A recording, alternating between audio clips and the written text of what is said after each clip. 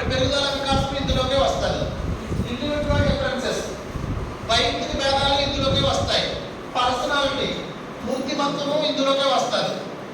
Learning, అభ్యసనము ఇందులోకే వస్తుంది. ఓకేనండి. తర్వాత పెడగాజీకి సంబంధించినటువంటి అభ్యసన అంశాలు, మార్గదర్శకత్వం మంత్రణం కానీ, ప్రత్యేక అవసరాలు గల పిల్లలు కానీ, ఐసీటీ కానీ, ఆంధ్రప్రదేశ్ రాష్ట్ర ప్రభుత్వం నిర్వహించినటువంటి ప్రభుత్వ పథకాలు కానీ అన్ని కూడా ఇందులోకి వస్తాయి, మనకి ఇందులోకి వస్తాయి. ఇవి ఏమీ లేకుండా మనోవిజ్ఞాన శాస్త్రం అనే దాన్ని మనము పిలవలేము. ఏమీ లేకుండా మనోవిజ్ఞాన శాస్త్రాన్ని మనము పిలవలేము. కాబట్టి పెరుగుదల వికాసం ఒకటే నేర్చుకుంటే నీకు డిఎస్సి అవ్వదు. ఇండివిజువల్ డిఫరెన్సెస్ ఒకటే నేర్చుకుంటే నువ్వు టెట్లో నీకు 30 మార్కులు రావు. అదేవిధంగా మీరు ఏదైనా చూడండి, గణిత శాస్త్రాన్ని తీసుకున్నప్పుడు గణిత శాస్త్రంలోకి ఎవరు వస్తారు? క్షేత్ర గణితం వస్తుంది, బీజగణితం వస్తుంది, సాంఖ్యిక శాస్త్రం వస్తుంది, సంఖ్యా వ్యవస్థ వస్తుంది, క్షేత్రమితి వస్తుంది, త్రికోణమితి వస్తుంది.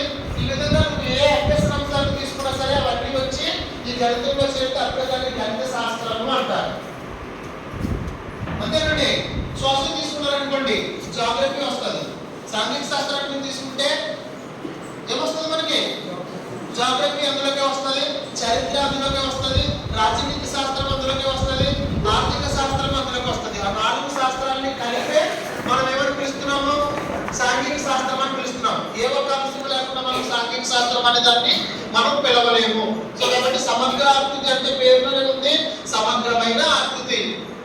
ఏదైనా ఒక అభ్యసన అంశాన్ని మొత్తంగా చేసి చూస్తున్నప్పుడు భాగాలకు సంబంధించిన ప్రతి అంశము మొత్తంలోకి వచ్చి చేరుతుంది. దాన్నే మనము సమగ్రాకృతి అంటాం. అందుకనే వీళ్ళు దేనికి ప్రాధాన్యత ఇచ్చారు?